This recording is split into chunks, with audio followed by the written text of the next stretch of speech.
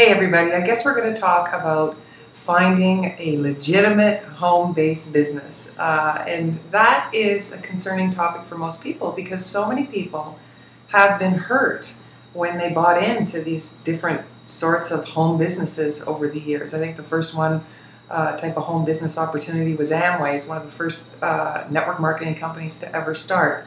But people have been hurt in all sorts of different home-based businesses. And, you know, so many different reasons why. Some of them require a whole bunch of front-end loading, which means you would buy a lot of product and then hopes turn around to retail, sell it, and then when you don't, you get stuck with it and you end up not making any money, you actually lose money. Or if the company makes most of their money on that front-end load and not actually purchases to the end consumer, that could be concerning as well. But there's many other reasons that people have been hurt in with having a home business. So when I began my search for a home business back in 1998, early 99, at the time I was working for a restaurant. And this was one of the most successful restaurants I've ever been involved with. The owner of this restaurant was top-notch. He was probably the best restaurateur I've ever known and still is today.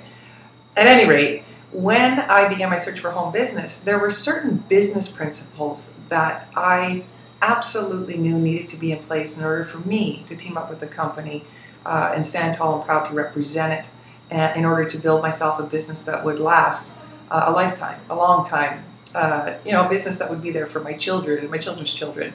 And it had to have these certain business principles, and I kind of related it to this restaurant and the way the owner of that restaurant ran his restaurant.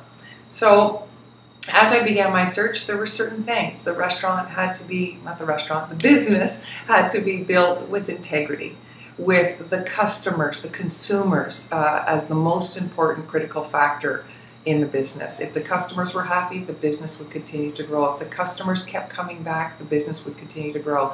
In his restaurant, on a Friday or Saturday night, there'd be lineups out the door, and he'd have a huge percent of them were repeat customers, always coming back, regulars. It was incredible. He cared for his customers. They always came back, and that was a key business principle that absolutely needed to be in place. So how do you do that? How do you add value to the customer? Well, the product or service needs to be of value, better than anything else in the marketplace, and more valuable than in the marketplace, where people could actually save money, get more bang for their buck, but the product or service had to be top-notch, way over the top. That's why his restaurant was full almost every night of the week and lineups on Friday and Saturday. Well, the business I wanted to partner up with needed to have that product or service that was that good. So other business principles really are all about the money and the numbers. So I think it's important to ask for numbers. You want to see numbers and cash flow during the past, the current, as well as the future, the projections, what's here to come. Is this a company that's here for the short term and not a long term, or do you want to be a part of something that's going to be long term and be there for years and years to come?